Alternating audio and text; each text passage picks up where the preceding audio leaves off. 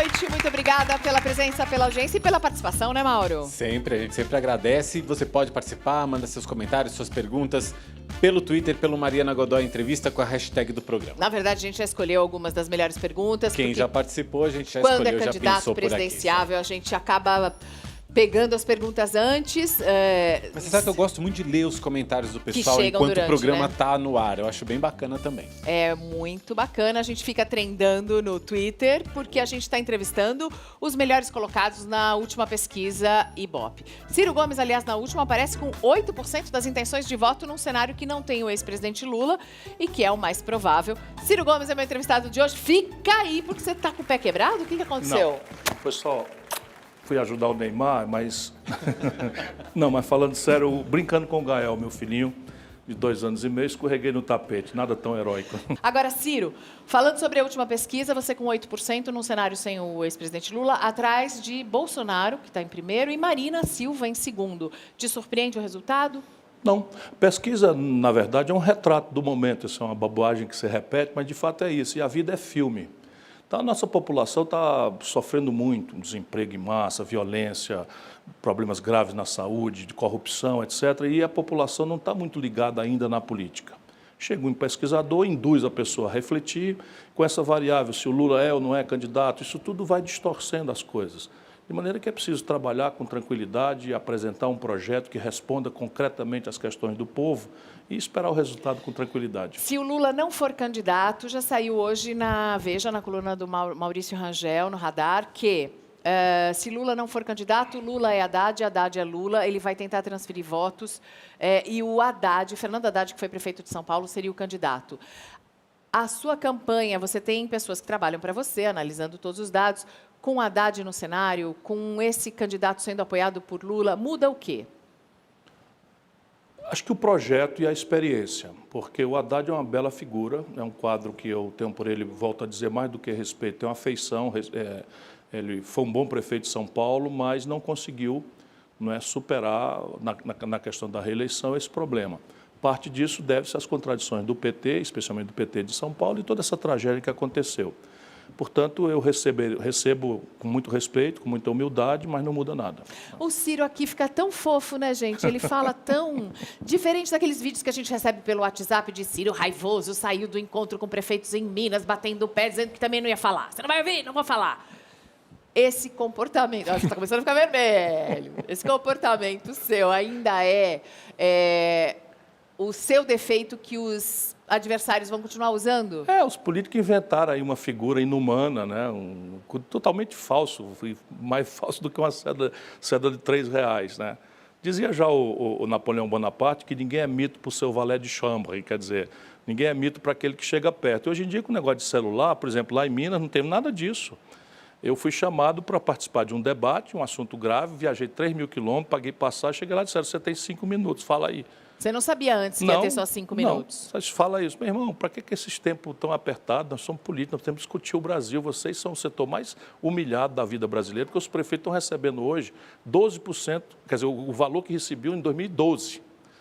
E aí vocês querem que eu resolva o problema, né, da nossa conversa com 5 minutos? Tudo bem, não sei para que esse tempo, mas está aqui, e o cara fala em cima de mim.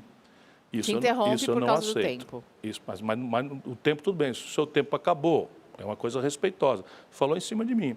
Se eu estou terminando uma frase, espera um pouco. Aí falou em cima de novo. Aí eu, calmamente, bonzinho, que nem estou aqui hoje, sentei na cadeira e tal. Aí, inacreditavelmente, o cara diz assim, e qual é a sua opinião sobre os impostos que não são partilhados? Era a frase que eu estava atrapalhando quando ele me interrompeu. Isso não é sério. E eu sou muito sério, sou bem-humorado, mas sou muito sério. Então, eu sou uma pessoa, não vou ficar aqui brigando por minuto. Aí, não, eu só tenho tempo para as suas considerações finais. Muito obrigado a todos. Me levantei e fui embora. Simples assim. Ai, Ciro, daí a Cruzoé faz a matéria especial de capa. A Cruzoé é para assinante só, tá, gente? Mas eu vou ler só a abertura. O Homem da Língua Grande. Uma incursão ao Ceará mostra como o falante Ciro Gomes faz política como um velho coronel. É um gestor ineficaz. E suas ideias econômicas amalucadas são assustadoras para um país que precisa urgentemente de racionalidade para sair da crise. Seus inimigos usam contra você esse seu temperamento. O que esse seu temperamento pode trazer de benefício para você? Veja, as pessoas podem contar com um homem franco, com uma pessoa que não está disposta a vender a alma para ser presidente da República, nem para ser nada. Política, para mim, nunca foi meio de vida, e se eu posso mencionar, eu fui o governador de estado mais popular do país. Recebi no plenário das Nações Unidas o Prêmio Mundial de Combate à Mortalidade Infantil. Fui o prefeito de capital mais popular do país. Entra aí no arquivo do Datafolha. Hoje é tão fácil a gente corrigir essas baboseiras todas, né? E essa turma é furibunda, né? E as ideias econômicas minhas são as ideias que vão tirar o Brasil de uma situação de 13 milhões e 700 mil desempregados, que essa gente defende. 32 milhões de brasileiros, nesse instante, estão empurrados para a informalidade, correndo do rapa nas cidades, vivendo de bico, humilhados. Nós temos quase 1 milhão de mulheres, Mariana, quase 1 milhão de mulheres no Brasil, que detectaram na mamografia nódulo no seio e que estão com a vida aterrorizada, sem saber se aquilo é um câncer ou é um nódulo benigno, porque o Brasil tem mais de 14 milhões de cirurgias eletivas pendentes. Como resolver isso? E esses canalhocratas a serviço do baronato estrangeiro, da cobiça internacional, não querem que a população reflita sobre isso. E sabe quanto é que custa resolver esse problema? Quanto? 1 minuto de juro que se paga para a dívida. 1 minuto. Metade do orçamento brasileiro está indo para a especulação financeira. Metade do orçamento. As pessoas que escrevem para a gente aqui dizem que isso não é verdade. Pois é, é só entrar www.secretariadotesouro-nacional.gov.br. Quem for isento, isso é trivial. Isso não é matéria de opinião, isso é matéria de fato. Orçamento é a lei que determina todas as receitas e todas as despesas do governo. Pois bem, está aqui a minha mão para você cortar, você é uma repórter, então amanhã eu volto aqui e você corta, se como não for verdade. Como se eu fosse o Leopoldo da Bélgica no Congo, pois tá, é, gente? Mas é porque eu sei que não vai acontecer, porque eu sei que é verdade, eu sou um velho estudioso. Olha, eu fui governador, fui prefeito, fui ministro da Fazenda, essa carreira, não sei das quantas, eu fui um homem que consolidou o Plano Real, tem minha assinatura no Real. Tem essa meninada à toa, que é a serviço aí do penas alugadas, porque há de pior no mundo, eles vão fazer isso porque não tem o que dizer de mim. São 38 anos, nunca respondi por um mal feito. Não tem o que dizer de você, não. Compara você ao Antônio Carlos Magalhães. Então vamos lá. Por qual aspecto? Um grande governador da Bahia que ele foi? Ou como dono da Globo? Eu nunca fui. Você quer? Eu nunca fui dono da Globo. Sarney é dono da Globo no Maranhão. O Sarney é dono da Globo no Maranhão, o Collor é dono da Globo em Alagoas, o Antônio Carlos Magalhães é dono da Globo na Bahia. E eu não tenho nenhuma rádio, nenhuma TV, nenhuma empresa, não sou sócio de ninguém. 77 das 100 melhores escolas públicas do Brasil estão no meu estado. O melhor IDEB, que é o Índice de Avaliação do Ensino Básico do Brasil, é a minha cidade, Sobral. Voltamos com Ciro Gomes. Você mesmo disse que está muito próximo de formar uma aliança com o PSB, esteve lá em Recife essa semana para isso, também tem conversado muito com o DEM, tem conversado até com o PP. O PSB é uma aliança mais ou menos natural, mas DEM e PP não fogem um pouco daquilo que você prega, daquilo que você diz? Tem até perguntas chegando sobre isso. Não sai um pouco da coerência? Nesse esforço de ganhar as eleições, eu gostaria muito, não é? E estou fazendo tudo que está ao meu alcance, de ampliar a aliança, porque eu, com essa experiência toda que eu brinquei aqui, eu fui ministro 2 vezes, fui governador, fui prefeito, fui deputado estadual, fui deputado federal, e eu tenho muita experiência, eu sei o tamanho do problema do Brasil. Sabe, para você construir uma situação econômica que crie 13 milhões e 700 mil empregos, para você construir uma situação que você enfrente a violência que hoje está espetado o espinho do medo no coração de todo mundo. Veja o exemplo que eu já dei, que é o que mais me chocou, eu fico estudando as coisas e vi esse número, que é um sintoma absolutamente selvagem do caos que há na saúde do nosso povo. Para tudo isso eu vou precisar ter muita maturidade, muita experiência e muito apoio. E aí isso me põe o olho do outro lado. Então, o que é que eu estou procurando fazer? Dizer ao povo com sinceridade, com humildade, com simplicidade, que se nós olharmos para trás, parte dessas alianças são uma contradição inexplicável. Por exemplo, o PSB votou pelo impeachment da Dilma e eu chamo isso de golpe. A mesma coisa o Democratas, a mesma coisa o PP, a mesma coisa o Solidariedade. Porém, o Lula, quando ainda estava solto, fez uma caravana, chega em Alagoas e se abraça com Renan Calheiros. Ou seja, o partido que diz que houve um golpe, que foi vítima do golpe, se autoriza a abraçar todo mundo e quer interditar a minha responsabilidade, porque na medida em que o Lula foi preso, que essa tragédia está acontecendo com o PT, A minha responsabilidade agora está muito mais grave. Eu tenho que proteger o Brasil desse pulo no escuro, desse salto no abismo de um fascismo militarista, extremista, né, que explora o justo medo da população, a indignação do povo com a corrupção, a golpe de frase de efeito, que nunca administrou uma bodega das pequenas, propõe distribuir arma para todo mundo, quando ele próprio foi assaltado no Rio de Janeiro. Ele é um capitão do Exército, todo mundo sabe que eu estou falando do Bolsonaro. Bolsonaro é um capitão do Exército, foi treinado para usar arma, estava andando no Rio de Janeiro, chegou um assaltante, meteu um revólver na cabeça dele, e dizem os adversários que ele fez xixi nas calças. Eu não acredito nisso, mas ele entregou a arma, ponto 40 para o assaltante. Você imagina se isso é solução, a gente distribui arma para o tiroteio dentro dos ônibus na hora que acontecer. Isso é uma selvageria e o nosso povo está com medo. E está inclinado a negar a política, com toda razão, está inclinado a essas soluções toscas, de dizer, enfim. E a minha responsabilidade é essa, é proteger o Brasil desse rumo do jeito que as coisas estão desenhadas. Se Deus escolher outro, não terei sido eu que vou me omitir. Portanto, só tem um jeito de explicar essa incoerência absoluta, é o projeto do futuro. Você vai permitir todo mundo entrar? Quem quiser? Não, o PMDB não. PMDB não. Não. Por que o PMDB não? Porque o PMDB destruiu as melhores criações que a democratização brasileira produziu. Por exemplo? As duas melhores crias da democracia brasileira, da redemocratização, foram o PSDB, que eu ajudei a fundar, e o PT, que o Lula fundou. Esses dois partidos, ao invés de cooperarem e tirar o Brasil velho, sujo, podre, corrupto para fora, passaram a se antagonizar. E, resultado, o PMDB entra e vira o único fator estável da política brasileira. E roubando, usando os cargos públicos para fisiologia, clientelismo e ladroeira, não é? Destruíram as duas experiências.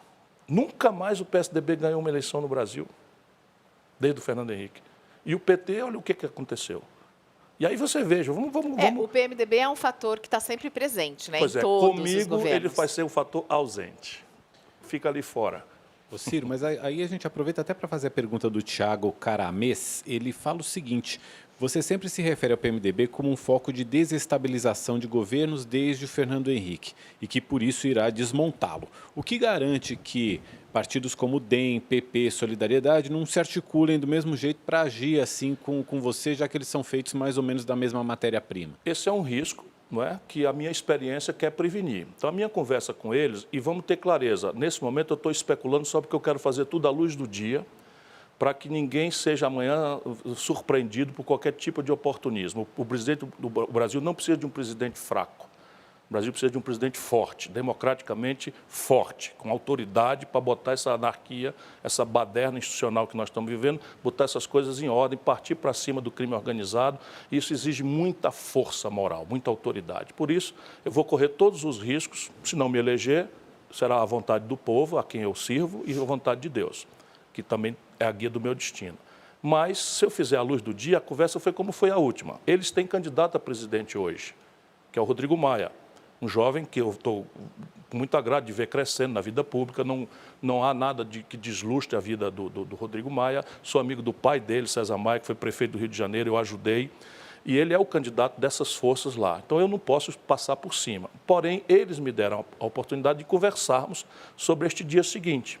E eu tivemos um jantar e foi uma coisa muito séria. Por mais que as pessoas duvidem, tem razões para duvidar, nós conversamos sobre modelo tributário, modelo previdenciário e começamos a achar determinadas convergências, e eu disse exatamente isso para eles: olha, nós precisamos construir um presidente forte e podemos estar fazendo história, porque se nós conseguirmos êxito nisso, nós teremos criado, pela primeira vez da redemocratização para cá, um eixo de poder que dispensa o PT e o PSDB e cria um ambiente para a gente desmontar essa máquina de chantagem e de corrupção em que se transformou a maioria do PMDB, sempre lembrando que eu também conheço muita gente do PMDB muito séria, com quem eu andaria com muita honra e prazer em qualquer lugar. Cito sempre o Requião, não é, no Paraná, cito o Jarbas Vasconcelos em Pernambuco, cito Mauro Benevides, o velho senador, deputado federal, meu colega lá do Ceará. Foi nesse jantar que você se comprometeu a pedir desculpas para algumas pessoas? A turma das revistas aí misturou alho com bugalho. Eu nunca me preocupei na vida em pedir desculpa de coisas que eu considerar na minha consciência de que eu errei. E como eu sou um homem da luta, não é, eu muitas vezes acertei, talvez desproporcionalmente, pancadas e tal. E se a minha consciência me indicar, não é para ninguém deles, nem por outra qualquer razão, eu Gosto de fazer isso. Sabe, me faz bem para a minha alma. Pedir desculpa. Pô, errei, me desculpe, me entenda, por favor. Meu motivo não foi subalterno, não foi criminoso, mas passei da conta, não custa nada. Mas eles misturaram na revista um alho com bugalho. Eu pedi, houve um episódio em que era assim, o ACM Neto me disse, olha, o Paulo Dernei odeia você. E eu disse, eu compreendo. E aí eu falei, não para ofender o Paulo Dernei, mas era para denunciar a compra de votos do tempo do Fernando Henrique, para a reeleição. Mas a mim não me custa nada, fui colega dele, tomar o telefone e pedir desculpa para o Paulo Dernei. Paulo Dernei Avelino do Nenhum problema. Aí diz assim, não, mas tem outras pessoas e tal, aí é outro assunto. Não, você faça uma lista para quem você quer que eu ligue, não é para pedir desculpa, porque também não precisa pedir tanta desculpa assim, muito menos para as posições que tomamos. Eu considero que o Brasil está sob um golpe de Estado. E eles consideram que foi um impeachment legítimo. Isso não tem desculpa que resolva, isso é insolúvel. Portanto, só tem um jeito, é fazer um entendimento para o futuro do Brasil ao redor de uma coisa muito clara. Um projeto nacional de desenvolvimento que, na minha opinião, deve se comprometer com os interesses práticos de quem trabalha e com quem produz. Olha, Ciro, você considera que houve um golpe de Estado no Brasil, mas ele foi feito por meios legais ou constitucionais e com o aval do STF? Como fazer para não ficar sozinho nesse discurso, para não ficar refém? Não sei, será que PP, DEM, PS... Será que não... PSB. Será que não estão por trás também fazendo alguma coisa e depois você correu o risco de ficar isolado? A atividade que eu escolhi como vocação é arriscada, bastante arriscada, mas eu já te disse outra vez que eu não quero ser presidente da República deixando a alma no caminho. O Brasil não precisa de um presidente fraco. O presidente fraco está aí o Temer. Está aí o Macri, na Argentina, recém-constituído, fez tudo que a vassalagem da prepotência dos interesses do baronato internacional no qual fez e estão lá agora querendo comer o fígado dele. É uma coisa muito difícil, não é, para um cara experiente como eu. Não é? Eu brinquei até com muitas vezes, eu não sou a Dilma. O Ciro levou essa experiência, você levou essa experiência para esse encontro recentemente com o mercado financeiro. Por que com o mercado? O Ciro citou o Macri da Argentina. Macri tinha todo um discurso mais liberal, a Argentina acabou indo pedir água para o FMI. É muito complicado a gente estar num país da América Latina, na América do Sul, a gente ser a potência que é e agir da maneira que age. É muito... O Brasil tem algumas coisas específicas que nos transformam em um peão extremamente importante no tabuleiro do jogo mundial e a gente não assume isso. A gente podia sair de peão para bispo, pelo menos um cavalo no centro do tabuleiro faz tempo e a gente continua sendo peão. Ciro, como é que foi esse encontro com o mercado? Porque me surpreendeu ver na Folha de São Paulo uma manchete dizendo que você foi agradável e cativante. Cirinho, paz e amor, gente. De Cirão da Massa foi para Cirinho, paz e amor? Paz e amor não, eu sou da luta. Agora, eu não tenho inimigos que eu escolha. Então, eu fui dizer ao mercado o seguinte, eu não quero a simpatia de vocês. Eu vim pedir confiança. Por quê? Porque 50 pessoas, fulano, beltrano, cicrano, eu acho em qualquer bairro, de qualquer cidade do Brasil, e tenho muito prazer de abraçar, de carinhar, porque esse é o meu povo, pensando em voto.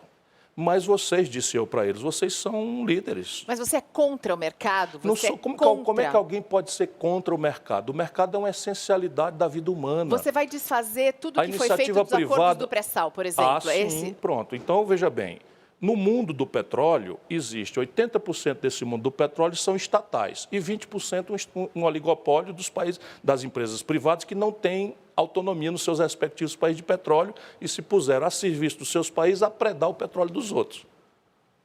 Qual é o caminho que o Brasil deve usar? Nesse momento, a Noruega, que tem um estatal chamado Statoil, que essa gente que nos governa de forma corrupta e entreguista e antipobre, vendeu o campo de Carcará por $1,35 um barril. É evidente que está errado.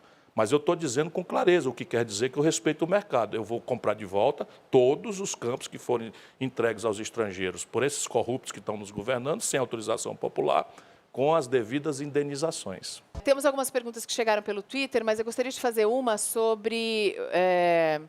Você disse que ia pagar a dívida, e a Denise Campos de Toledo perguntou, como vai pagar como? Pagando.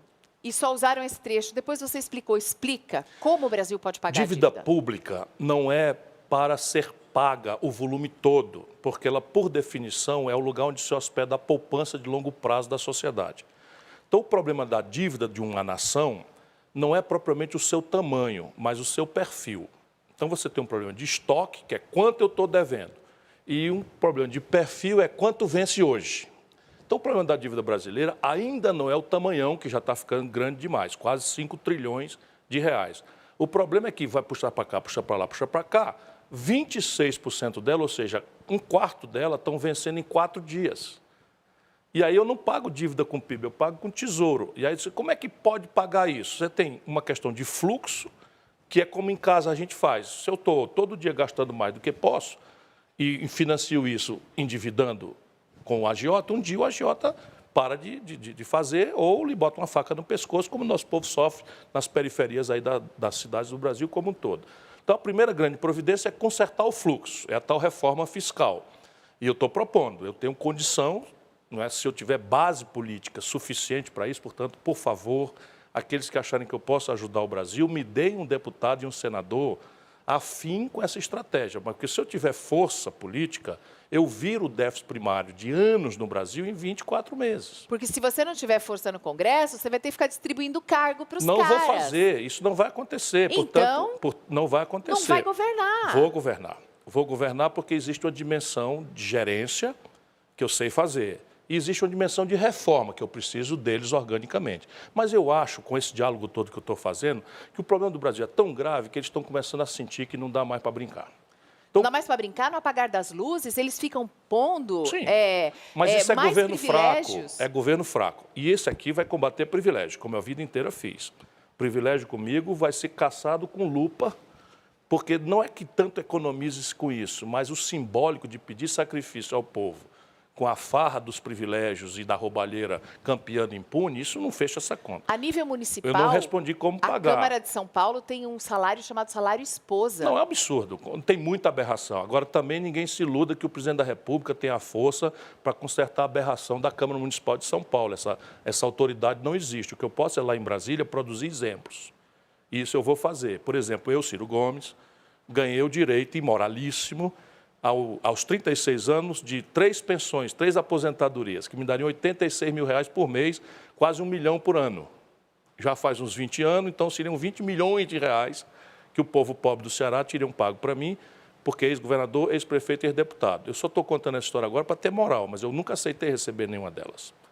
Né? O Bolsonaro recebe R$5 mil aí de capitão e usa dinheiro da Câmara para, aspas, comer gente. Fecha aspas. Não é? E se apresenta de moralista. Então, ele vai ter que se explicar. Na minha frente, ele não vai escapar. Essa máscara eu sou encarregado de tirar. Eu vou proteger o Brasil, nem que eu me tore, né, desse salto no escuro, desse extremismo. Voltando para o pagamento da dívida. Então, pagamento. O Brasil hoje tem uma espécie de caderneta de poupança. Então, consertar o fluxo, que é produzir um superávit primário, com um pedaço das renúncias fiscais, com um tributo sobre grandes heranças e um tributo sobre lucros e dividendos empresariais, eu viro esse jogo em um ano. Lucros e dividendos empresariais, não chega a ser uma bitributação, como alguns dizem? Não, porque você adapta o imposto de renda e tira, tá certo? Então, você tira o imposto de renda, não onera mais a empresa quando ela está produzindo, investindo, gerando emprego, e só onera depois que ela, tendo lucro, distribui o lucro para o empresário, o dono. Então, isso aqui é consertar o fluxo. No estoque, não precisa usar, mas o Brasil tem hoje, eles estão torrando aí, né? Vou ver se eles não torram tudo, mas nesse momento o Brasil tem uns 360 bilhões de dólares de reservas cambiais. Isso é uma espécie de caderneta de poupança que o país construiu ao longo dos governos Lula e Dilma e que esses golpistas estão torrando. Estão torrando para tentar manter o dólar num preço artificialmente, mais... Artificialmente, para mistificar a sociedade brasileira, e não vão conseguir. Então, fique logo todo mundo sabendo, quem se endividar em dólar, saia fora, porque o dólar vai aumentar. Então, quem quiser pagar a viagem, pague logo adiantado, porque não tem governo que segure o que vai acontecer no Brasil. Não é nada explosivo, mas 4,50, não sei o que, é o mínimo que a gente pode esperar. E é bom que está se gravando aqui esse programa, fica todo mundo advertido. E vão botar a culpa em mim. Vamos botar a culpa em você, como botaram no Lula em 2002, botaram no Lula chegou em 2002, a 4,20. porque o que eles querem é subordinar o cara a beijar de joelho, né, a ortodoxia e tal, que está quebrando a Argentina aqui vizinha também. Então, repare, o Brasil pode perfeitamente pegar desses 360 bilhões de dólares, a gente precisa guardar 200, já com folga. Nós temos 160 bilhões de dólares, que multiplicado aí para fazer uma conta rasa por 4, Não é? Nós estamos falando aí de 500 bilhões de reais, que dá 10% da dívida. E você pode pagá-la. E não precisa pagar tão espetacularmente, porque ela não vence, a não ser aqueles 26%. E na hora que você ganhar a confiança, que foi o que eu falei com o mercado amanhã, você simplesmente faz com que os prazos naturalmente vão se adaptando ao fluxo normal das contas do governo. E o país vira o jogo de desemprego, estagnação econômica, recessão, receita pública caindo, os prefeitos recebendo a mesma verba que recebiam em 2012 para serviços que explodiram de custo, né? E você muda isso para produzir emprego, melhorar a saúde, melhorar a educação, que é o projeto que eu advogo. E Previdência, Ciro? A gente tem até a pergunta ali do Marcelo e da Gisele. Qual que é a sua proposta de reforma da Previdência? Isso é um ponto que o próprio pessoal do mercado diz que ainda não está claro no seu discurso e que gera desconfiança. É complexo e quase nunca os tempos de... É normal isso, é um assunto complexo, mas, primeiro, todo mundo tire o medo, porque com o governo que eu dirija, vão ser 6 meses de debate. Todas as centrais sindicais, todos os sindicatos, todas as universidades, todas as entidades empresariais, toda a academia, toda a experiência internacional comparada, tudo vai ser trazido para a gente fazer um fraterno, generoso, tranquilizador debate. Para não dizer que eu vou chegar lá como se fosse um observador, eu não sou, quero liderar o Brasil, eu vou quebrar o debate, a inércia do debate, propondo um regime de capitalização. E todo mundo concorda que esse é o melhor regime, mas todo mundo diz assim, mas e o custo? Como fazer de um regime que hoje... Como é que funciona isso? Hoje nós temos uma geração que está trabalhando hoje, paga as aposentadorias da geração que já envelheceu. Isso é o sistema de repartição. Ele não funciona mais. Por quê? Porque a nossa sociedade está envelhecendo muito. E nós temos 32 milhões de pessoas na informalidade sem contribuir com nada. 13 milhões e 700 mil desempregados sem dar conta nem de levar comida para casa. Então, qual é o custo de transferência? Vamos lá. Primeiro, um sistema de 3 pilares. Primeiro, todo mundo que está ganhando da Previdência sem ter contribuído vai sair do orçamento da Previdência e ficar no orçamento do Tesouro Nacional. Compreende? Então, você tem LOAS, tem benefício de prestação continuada, você tem uma fração de trabalhadores rurais que no passado não contribuíram e foram corretamente colocados para dentro. E isso está mascarando as contas da Previdência, porque se você tem um regime que a contribuição paga o benefício e muita gente que entrou pega benefício sem contribuir, eu tenho que tirar isso e dar transparência, para entender o problema da Previdência como ele é. E garantir que o Tesouro vai garantir esses direitos todos sem mexer em nada. Aliás, a grande guia é não mexer em direito de ninguém e construir a coisa para o futuro. O segundo é um regime de repartição, que eu estou estudando 3 elementos, sempre para o futuro. Aqui vai depender de um acordo, da qualidade, da força política que eu tiver, da generosidade do nosso povo, porque a grande pergunta é, nós queremos deixar para os nossos filhos uma dívida ou uma poupança? Essa é a grande pergunta do debate da Previdência. Eu tenho certeza, conhecendo o meu povo, como eu conheço, nosso brasileiro, que nós queremos deixar uma poupança. Portanto, veja bem, nós podemos ensaiar um teto de aposentadoria de R$ 3.000, que é o dobro do que hoje ganha o trabalhador em média no Brasil, tirando o setor público, um teto de 4.000, um teto de 5.000 e pouco, que é o que já existe hoje. Se for 3.000, a transição é mais rápida e o custo menor. Se for 5.000, a transição é mais lenta e o custo maior. Aqui é o de transição. E a partir daqui eu troco o regime para capitalização. Qual é a diferença? Em vez de a geração jovem pagar aposentado hoje, cada um trabalhador hospeda a sua poupança previdenciária, compulsória, contribuição do trabalhador, contribuição do empregador, etc., numa espécie de caderneta de poupança. E se ele quiser receber o teto, fica nele. Se não, ele pode hospedar na caderneta de poupança voluntariamente, se ele quiser ganhar mais. E aí as coisas de idade mínima, essas coisas, a gente vai fazer generosamente. Eu recebi uma ideia ontem da Força Sindical, que é a vantagem de você ouvir as pessoas. E o tema quis empurrar de cima para baixo sem conversar com ninguém. A Força Sindical me apresentou uma ideia que parece genial e está na nossa cara. Qual? Ao invés de eu pegar a idade mínima, 65 anos, e aí o trabalhador rural do semiárido do Nordeste, trabalhador rural do Vale do Ribeira, morre antes. Botar um professor para trabalhar 50 anos para ter direito à aposentadoria integral. Qual é a ideia deles? Olha como é simples e genial. A gente mantém a idade mínima 60 anos para homem, 58 anos para mulher, porque a mulher tem dupla jornada de trabalho, tem uma série de fatores.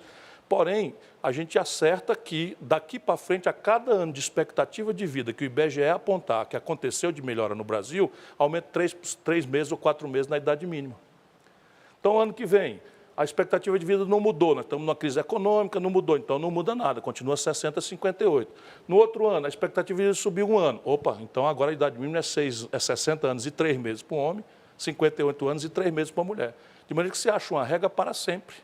Um dia, se Deus quiser, nós vamos estar todo mundo vivendo muito e não precisamos mexer mais na regra, porque está todo mundo já sabendo como é que vai ser a idade, cada ano a maior, a mais lá, 3 meses aqui. Voltamos com o Ciro Gomes. Eu vou fazer uma pergunta para você, que chegou, pergunta da Carolina Ricardo, que quer saber, considerando a recente criação do Ministério da Segurança Pública, qual seria a primeira tarefa desse órgão na sua gestão para tentar diminuir o número dos homicídios aqui no Brasil? A criação pelo Congresso, com liderança do Rodrigo Maia, de um Sistema Nacional de Segurança Pública, esta é uma boa ideia. O Ministério simplesmente foi uma ficção que o Temer criou, sem orçamento, sem planejamento, sem estrutura, sem funcionário, sem coisa nenhuma. Mas o Sistema Nacional de Segurança Pública é o caminho e, evidentemente, nós temos um punhado de coisas para fazer, mas vamos concentrar. Hoje, o Brasil está com 62.500 homicídios em 12 meses. Gente, isso é mais que número de muita guerra por aí, viu? É o dobro, né, das guerras últimas que o país está no mesmo período. E aí, nós só temos tido capacidade de investigar uma minoria ínfima dessas coisas. As fontes aqui são as mais terríveis, porque não há um Sistema Nacional de Informação, que eu vou criar. Não há uma padronização dos indicadores. Por exemplo, São Paulo está subnotificando as mortes violentas, porque classifica lá pessoas que levaram 5 tiros como suspeita. Então, não considera homicídio. Então, tem mais de 100 mil suspeitos nessa fraude que São Paulo está fazendo da notificação. Como você criaria esse sistema unificado? Como é possível fazer isso? Basicamente, você tem que hierarquizar e dividir tarefas. Você tem uma Senasp, a Secretaria Nacional de Segurança Pública, e ela deve ter recursos condicionados a cumprimento de determinados padrões. Por exemplo, os estados têm que aceitar a padronização da notificação de homicídios e mortes violentas. Se fizerem a padronização, vão receber dinheiro. Se não fizerem, comigo, não recebe dinheiro. Depois, a grande questão é o operacional da Polícia Federal, porque essa explosão de homicídios, ela se deve basicamente à guerra das facções criminosas. E essas facções criminosas, os cabeças delas estão todos presos. Olha como é que está a situação do Brasil. Estão todos presos. E comandam o crime, a disputa por território, de forma bárbara, de dentro da cadeia. Então é preciso mudar tudo o que tem de aparato de informação, de regulação, até chegar no limite, inclusive, de entregar aos juízes, como pena acessória, a faculdade de acabar com a inviolabilidade das comunicações dos chefes do crime organizado. Ou seja, mesmo a conversa deles com advogados e com família tem que ser gravada como é no mundo inteiro. E isso é uma coisa que vai ser feita. Agora, veja bem, a Polícia Federal de um país de 207 milhões de habitantes tem 11 mil agentes. É muito ou é pouco? Não é mínimo, é nada. São Paulo tem 130 mil pessoas na Polícia Militar. Então, o Brasil, para 207 milhões, tem 11 mil policiais. Mas isso é só o começo da tragédia, que a gente devia até falar muito baixinho para não avisar o crime organizado dessa maluquice, entre outras tantas. 5 mil desses policiais estão atrás de balcão, atrás de birô, carimbando passaporte, carimbando, fazendo trabalhos administrativos. E a Polícia Federal é super qualificada, Essa né? é maravilhosa, essa é maravilhosa. Eles têm uma dureza com as tentativas de infiltração de corrupto, que é um exemplo de instituição que pode funcionar no serviço público. Então, eu chegando, vai haver um concurso imediato, tem que revogar a tal emenda 95, mas haverá um concurso imediato para tirar todos os policiais treinados para a investigação e substituí-los por policiais de nível médio para ostensividade e por funcionários administrativos. O que é a 95 que tem que ser revogada? É uma emenda à Constituição que esses malucos empurraram goela abaixo sem conversar com ninguém, em que o Brasil está proibido de gastar com saúde, educação, segurança. É o teto de gastos. Isso não é bom? Não, é péssimo. Porque nascem 2 milhões e 700 mil bebês no Brasil por ano. 20 anos, 2 milhões e 700 mil bebês por ano, nós estamos falando de 50, 60 milhões de pessoas que não vão ter maternidade, que não vão ter pré-escola, que não vão ter creche. Isso não é um negócio de louco. Isso nunca existiu na face da Terra. Mas a gente não precisa de uma lei para proibir que se faça dívida além do que poderia gastar? Precisa. Façamos-la discutindo com a população, façamos-la, né, de forma não sofisticada como emenda à Constituição e façamos-la... Vai, Jânio Quadros. Né, façamos-la, essa lei, abrangendo todas as despesas. Porque, repare bem, vamos botar o nosso povo no jogo. 50% do orçamento, a metade do orçamento, ou seja, todas as receitas, todas as despesas, metade gastos financeiros. Isso está fora da emenda 95. 29% Previdência Social, em que 2% dos privilegiados levam 1/4 de todos os benefícios. Está fora. Onde é que entrou? Educação, saúde, segurança pública, que são as tragédias do nosso povo, ciência, tecnologia, estrada, porto, aeroporto. Você imagina o Brasil passar 20 anos sem dar manutenção nas estradas, Mariana? Como os portos não vão ter a modernização. Isso é uma loucura, não vai ser cumprida já agora. Ela é matematicamente incongruente. Então, tem que revogar, mas voltando para a segurança, a grande questão aqui é reforçar a capacidade de inteligência contra inteligência e investigação.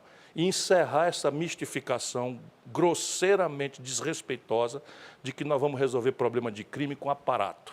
Exército apontando fuzil para a comunidade de favela, em que, para pegar um bandido, você constrange a vida de 100 homens e mulheres trabalhadores que estão saindo para o trabalho ou matar um estudante. É com inteligência. É com inteligência, investigação. E a nossa Polícia Federal está pronta para dar essa contribuição. Ciro, uma outra tragédia nacional é a questão da educação. A gente está formando jovens que saem da escola sem saber interpretar um texto, sem saber fazer conta.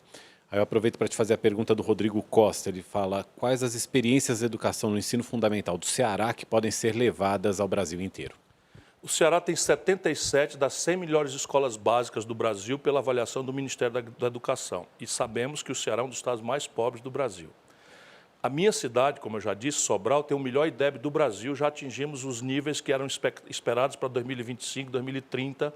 E estamos atingindo determinados scores e trouxemos a própria avaliação internacional do PISA. O Ceará hoje é o estado que tem proporcionalmente a maior população de estudantes de nível médio em tempo integral, com escolas profissionalizantes, volto a dizer, em tempo integral. Olha, o estado do Ceará é muito pobre. Se o Ceará pode, essas boas práticas têm que se generalizar no Brasil e isso é o meu compromisso. Que práticas que são essas? Não, as práticas basicamente têm a ver com acompanhamento do aluno individualizado. O tempo série, nós acompanhamos, nós não deixamos, não fazemos progressão automática e não deixamos o aluno se frustrar com a repetência, porque é a maior causa de evasão. Então, nós fazemos, se o aluno tem dificuldade, nós o acompanhamos individualmente. E o qualificamos e o retreinamos, inclusive para situações especiais, como autista. Nós temos um professor para cada autista. Isso tudo é perfeitamente possível de fazer se você tiver prioridade. E isso é para nós a prioridade. Isso não se faz em curto prazo. Então, a tarefa aqui, basicamente, é de duas naturezas. Uma é mudar radicalmente a qualidade da escola. Porque em tempos de Google, Mariana, para você um garoto pintar o cabelo, botar a roupa, entrar no ônibus, não sei o que e tal, e chega lá e vê um professor se esforçando para dizer que o Brasil foi descoberto por Pedro Álvares Cabral, dia 22 de abril de 1500, ele vê isso no Google com um filminho, né, isso tudo é lixo. Então, nós precisamos ajudar os professores que já começam a fazer isso muito sem apoio, a mudar o padrão. Agora, nós precisamos ensinar o aluno a perguntar, associar informações que existem e criar uma informação nova. Disputar o aluno, especialmente a partir de 15 aos 19 anos, onde ele está mais frágil, disputar o aluno com o narcotraficante. Eu vou tomar essa meninada do narcotraficante. Com esporte, com o quê? Escola que funcione, tempo integral, esporte, lazer, assistência médica, refeição, sabe? E o camarada saber que vai sair, está protegido ali, que vai sair dali um cara admirado pelas meninas do lugar. Porque ele é um tchan, ele vai aprender robótica, ele vai aprender... Isso é o paradigma pedagógico. O outro é o problema de subfinanciamento. Então, veja a maluquice da tal emenda 95. O Brasil tem hoje uma demanda reprimida de 2.700.000 matrículas do ensino infantil, 500 mil fluxo ano de creche, e essa gente botou lá uma norma que dinheiro para juro é livre, mas para botar os meninos na escola não tem dinheiro. Vai ser revogada se eu tiver força política, por favor, não me mande para lá de mão e perna amarrada, me mande lá para fazer a revolução que o Brasil precisa. Então, votando também, escolhendo bem os seus representantes no Congresso, porque você sabe, o Brasil é presidencialista, mas o presidente não faz tudo sozinho. Ele precisa do Congresso e do apoio para conseguir governar. Eu vou aproveitar para agradecer ao Ciro Gomes. Queria fazer mais perguntas, Mauro? Tem um monte. Tem um monte. Tem um monte. Mas Inclusive, o tempo do programa acabou. Sugiro, Ciro, dá uma olhada na nossa hashtag. Debates, né? De todos. Pede para sua assessoria olhar, tem muita coisa, o pessoal tem muita dúvida, muito comentário fazendo também, vale a pena. Vale a pena. Não, tem muita gente achando que você vai tributar as heranças e aí o cara fala, pô, meu pai deixou uma casa e um carrinho, não consigo pagar. Só as grandes. Não, só dos milionários, tá? Só dos grandes. Não é a herança do seu paizinho. A classe média, a classe trabalhadora, eu vou fazer um esforço para diminuir os impostos. E isso é perfeitamente praticável se eu conseguir tributar os ricos. E eu sei por onde. Por exemplo, lucros e dividendos, só o Brasil e a Estônia não cobram. No mundo, nos Estados Unidos, as grandes heranças pagam 29% da alíquota mínima, no Brasil é 4%. Então, não se preocupe, classe média, não se preocupe, classe trabalhadora, vocês já estão dando mais do que podiam. Obrigada, Ciro. Ó, com o pé quebrado. Um abraço. Obrigado. Obrigada, viu? Obrigado, querido. Até o debate.